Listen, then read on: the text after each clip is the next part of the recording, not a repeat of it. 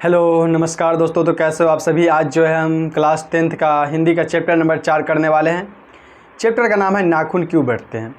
इसको जो है आज जो है हम एकदम आसान भाषा में समझने वाले हैं।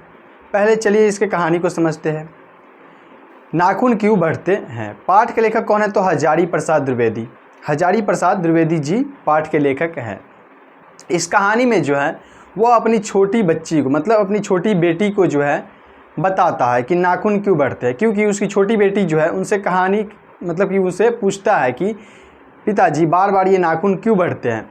तो वो जो है अपनी बेटी को जो है बताते हैं कि नाखून क्यों बढ़ता है, कैसे बढ़ता है, क्यों बढ़ता है, क्यों बढ़ना चाहिए, क्यों नहीं बढ़ना चाहिए।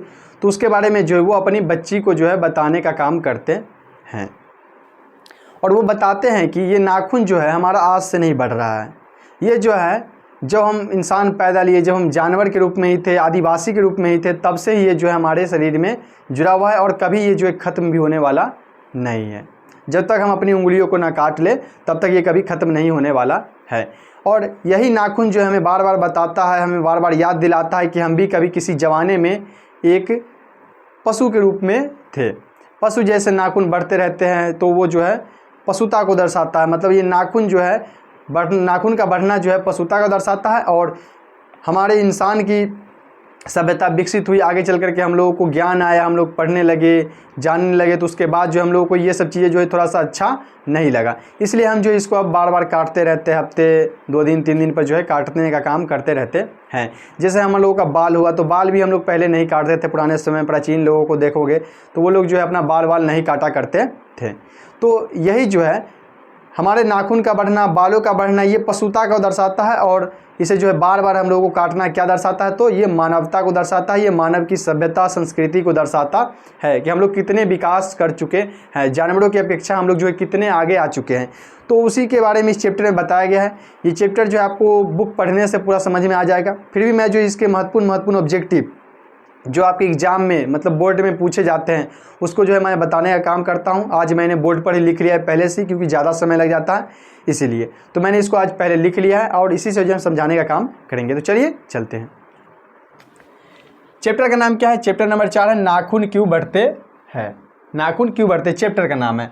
और ये इस पाठ के लेखक कौन है, नाखून क्यों बढ़ते पाठ के लेखक कौन है तो हजारी प्रसाद द्विवेदी। कौन है, हजारी प्रसाद द्विवेदी जो है इस पाठ के लेखक है। इनका जन्म कब हुआ था तो 1907 ईस्वी में। कब हुआ था तो क्वेश्चन आ जाता है, पूछा जाता है एग्जाम में कि हजारी प्रसाद द्विवेदी जी का जन्म कब हुआ था तो 1907 ईस्वी में। यह आप लोगों से पूछ लेगा कि हजारी प्रसाद द्विवेदी का जन्म किस जिला में हुआ था तो बलिया में। बलिया उत्तर प्रदेश। कहाँ है, उत्तर प्रदेश। और आप लोगों से पूछेगा कि हजारी प्रसाद द्विवेदी जी का मृत्यु कब हुआ था, मतलब जन्म, जिसका जन्म हुआ उसका मृत्यु भी होता है। तो मृत्यु कब हुआ था तो 1979। कब हुआ था 1979 ईस्वी में जो है हजारी प्रसाद द्विवेदी जी का मृत्यु हो जाता है। तो ये क्वेश्चन पूछे जाते हैं। ये आपसे क्वेश्चन पूछ लेगा नाखून क्यों बढ़ते हैं, पाठ के लेखक कौन है तो हजारी प्रसाद द्विवेदी। अब पूछेगा कि नाखून क्यों बढ़ते हैं पाठ क्या है, कहानी है, कविता है, निबंध है या ललित निबंध है। तो नाखून क्यों बढ़ते हैं पाठ क्या है, यह एक ललित निबंध है। क्या है, यह एक ललित निबंध है। मतलब ये जो है निबंध में भी ऐसा निबंध है जिसको पढ़ने से लोगों को ज्ञान आए, मतलब उसको जो अच्छा लगता है, ललित निबंध है। और ये कहाँ से लिखा गया है तो यह जो है हजारी प्रसाद द्विवेदी जी के एक निबंध से ही लिया गया है। मतलब ये चैप्टर जो है हजारी प्रसाद द्विवेदी के एक जो निबंध, बड़ा सा निबंध पुस्तक है, उनसे ये जो है एक चैप्टर लिया गया है। तो आप लोगों से पूछेगा कि नाखून क्यों बढ़ते हैं पाठ जो है कहाँ से लिया गया, मतलब कहाँ से लेकर के जो लेखक ने इसमें लिखा है तो कहाँ से लिया गया, कल्पलता से।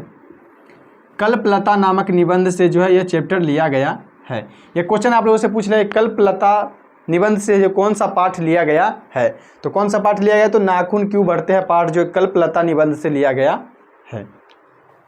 और यह भी किसकी रचना है तो यह भी जो है हजारी प्रसाद द्विवेदी जी की रचना है। किसकी रचना है तो यह भी जो है हजारी प्रसाद द्विवेदी जी की रचना है।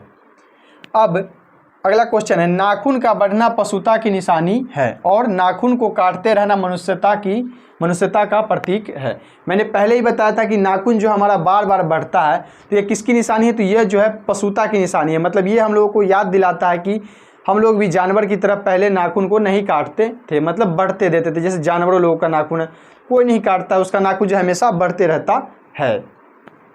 और यह किसकी निशानी है तो पशुता की निशानी है। इसलिए इस समय में कहा जाता है कि नाखून जो है लोगों को बड़े बड़े नहीं रखने चाहिए, क्योंकि इससे जो है लोगों को दिक्कत भी आती है। अगर किसी को हाथ वाथ मिलाओगे तो उसको ये चुभ जाएगा, तो नाखून को जो है नहीं बढ़ाना चाहिए, क्योंकि यह किसका प्रतीक है, तो पशुता का प्रतीक है। क्वेश्चन आ जाता है कि नाखून जो है, नाखून का बढ़ना किसका प्रतीक है, तो पशुता का प्रतीक है, मतलब कि जानवर का प्रतीक है।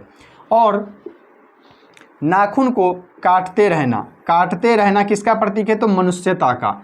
मतलब ये मनुष्यता का आदत, मनुष्य का आदत है कि वो जो हमेशा नाखून को काटते रहता है, वो बढ़ेगा फिर काटेगा, बढ़ेगा फिर काटेगा। तो ये किसकी निशानी है, तो ये जो है मनुष्यता की निशानी है। कौन कहते हैं, तो लेखक कहते हैं।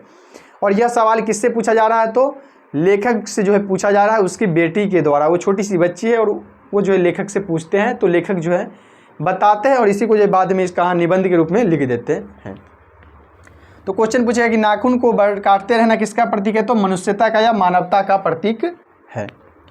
अब यहाँ पर अगला ये क्वेश्चन है, अल्पज्ञ पिता बड़ा दयनीय जीव है। क्या है, अल्पज्ञ पिता बड़ा दयनीय जीव है। यह शब्द जब कहानी स्टार्ट होता है ना, नाखून क्यों बढ़ते हैं, तो उसमें लेखक कहते हैं, जब उसकी बेटी, लेखक की बेटी जो है उनसे सवाल करती है कि नाखून क्यों बढ़ते हैं, तो पिता मतलब हजारी प्रसाद द्विवेदी जो है मन में सोचते हैं कि अल्पज्ञ पिता मतलब वैसा पिता जिसके पास कम ज्ञान है, वो बड़ा दयनीय है। कैसे जो है अपने उनकी बच्ची का सवाल का जवाब वो देगा, मतलब लेखक भी उतना नहीं जानता है उसके बारे में। तो वही सोचते हैं कि अल्पज्ञ पिता जो है बड़ा दयनीय है। क्यों, क्योंकि उसकी बेटी जो है उनसे सवाल पूछ लेती है और उसका जवाब उसको जो है अच्छे से पता नहीं रहता, फिर भी वो जो है उसको बताने का कार्य करते हैं। तो अल्पज्ञ किसके लिए प्रयोग हुआ है, तो लेखक जो है स्वयं के लिए प्रयोग किए। किसके लिए, लेखक जो है स्वयं के लिए अल्पज्ञ शब्द का प्रयोग किए हैं। आगे है, नाखून को अकटक से तराशा जाता था। ये ध्यान रखिएगा, ये बहुत ही महत्वपूर्ण प्रश्न है, एग्जाम में आ सकता है। नाखून को किससे तराशा जाता था, तो अकटक से तराशा जाता था। अकटक क्या है, तो छोटे छोटे पत्थरों के हथियार। क्या है, छोटे छोटे पत्थरों के हथियार।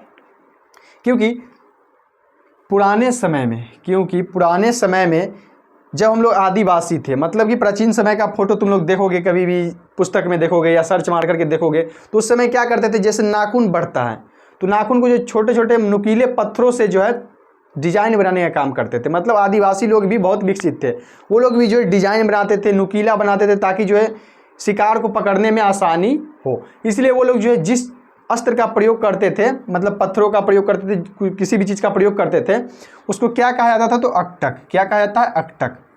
तो यही क्वेश्चन आएगा कि नाखून को अकटक से तराशा जाता था। तो क्वेश्चन आप लोगों से पूछा जाएगा कि नाखून को जो है किससे तराशा जाता था। तराशना मतलब कि नाखून को जो नुकीला बनाना, सजीला बनाना, देखने में अट्रैक्टिव बनाना। जैसे अभी वर्तमान समय में लड़कियां सब जो है नाखून को ये पॉलिश वॉलिश करती रहती है और कट वट करके लंबा बनाती रहती है, उसी तरह सेम टू सेम।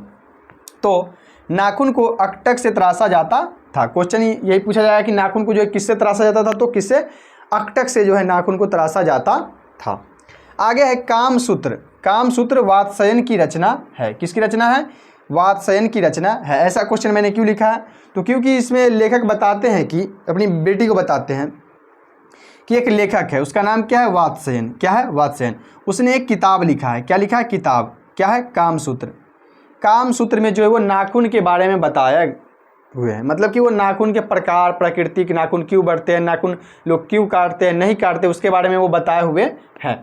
तो किसने अपनी पुस्तक में बताया, तो वात्स्ययन ने। किसने, वात्स्ययन ने बताया। कौन सी पुस्तक में, तो कामसूत्र में। कामसूत्र वैसा पुस्तक है जिसमें दैहिक क्रियाओं के बारे में बताया गया है, जो हम लोग जो है दैनिक जीवन में मतलब जो भी क्रियाएँ करते रहते हैं, तो वो सब जो क्रिया कामसूत्र सर्च मार कर देख लेना। तो किसकी रचना है, तो वात्स्ययन की रचना है। और कामसूत्र में क्या लिखा गया है, तो नाखून जो है, नाखून के बारे में भी चर्चा किया गया, मतलब उसमें शरीर के सारे अंगों के बारे में चर्चा है, इसलिए नाखून की भी चर्चा उसमें किया गया है। तो लेखक वही बताते हैं कि कामसूत्र जो वात्स्ययन की रचना है, उसमें भी जो नाखून के प्रकार जो भी होते हैं उसके बारे में जो बताया हुआ है। तो क्वेश्चन आप लोगों से पूछा जाएगा कि कामसूत्र किसकी रचना है। क्वेश्चन एग्जाम में ऐसे आता है कि कामसूत्र किसकी रचना है, तो किसकी रचना है, वात्स्ययन की रचना है। किसकी रचना है, वात्स्ययन की रचना है।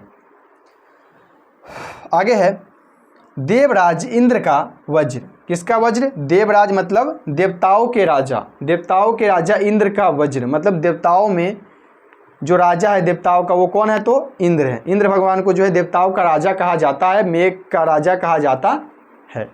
तो वही कह रहा है कि देवराज इंद्र का वज्र, किसका वज्र, देवराज इंद्र का वज्र दधीची मुनि मतलब ऋषि दधीची के हड्डियों से बना हुआ है। किससे बना हुआ है, ऋषि दधीची के हड्डियों से बना हुआ है।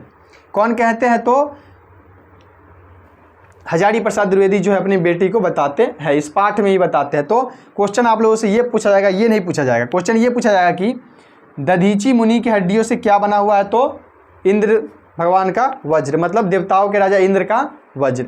यह क्वेश्चन पूछा जाएगा देवराज इंद्र का वज्र जो है किसके हड्डियों से बना हुआ है, तो किसके हड्डियों से, दधीची मुनि के हड्डियों से बना हुआ है। ये क्वेश्चन बार बार पूछा भी जाता है और पूछा भी गया है और पूछा भी जाएगा, तो इसको देख लीजिएगा।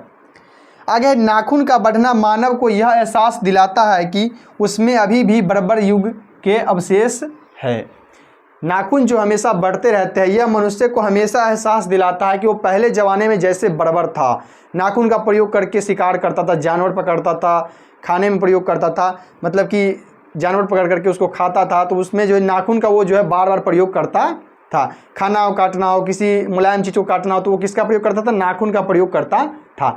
तो यही नाखून का बढ़ना जो है मानव को यह एहसास दिलाता है कि उसमें भी अभी भी जो है बर्बर युग के अवशेष जिंदा है। मतलब प्राचीन समय के जो अवशेष होते थे आदिवासियों में, जैसे हम लोग बंदर की प्रजाति के हैं तो बंदरों में, तो उसी तरह के अवशेष हमारे शरीर में आज भी जिंदा है और इसको हम लोग जो है नष्ट नहीं कर सकते हैं। अगर हम नष्ट कर दिए तो हमारा अस्तित्व ही नहीं रह जाएगा, हम किसी काम के ही नहीं रह जाएंगे। तो यही कहा गया है इस चैप्टर में कि नाखून के बारे में जो भी चीज़ होती है वो बताते हैं लेखक। एक बार इसको देख लीजिए, इससे हट करके एक भी क्वेश्चन आपके एग्जाम में नहीं आएगा। मैंने कह दिया तो कह दिया, आप लोग देख लीजिए और आप पढ़ करके भी देखिएगा। इससे ज़्यादा क्वेश्चन जो है किताब में देखने को भी नहीं मिलते, क्योंकि मैंने इसको छाँट छाँट करके बनाया है। तो एक बार लिख लीजिए। तो ये वीडियो जो यहीं तक ख़त्म होता है, क्योंकि हम ज़्यादा समय में पढ़ाते नहीं, कम ही समय में हम जो है चैप्टर को ख़त्म करने का काम करते, ताकि बच्चों को जो है ज़्यादा समय की बर्बादी भी ना करनी पड़े। तो आप लोगों को ये वीडियो कैसा लगा, अगर अच्छा लगा हो तो लाइक कीजिएगा, शेयर कीजिएगा और कमेंट भी करके जाइएगा, और मन हो तो सब्सक्राइब भी कर ही लीजिएगा, ताकि मेरा भी हौसला बना रहे और मैं भी जो है इस वीडियो को डालता रहूँ। मैं जो 2-4 दिनों से वीडियो नहीं डाल रहा था, क्योंकि लाइट की भी समस्या है, इसलिए जो है अभी रात में वीडियो बनाना पड़ रहा है। धन्यवाद, जय हिंद।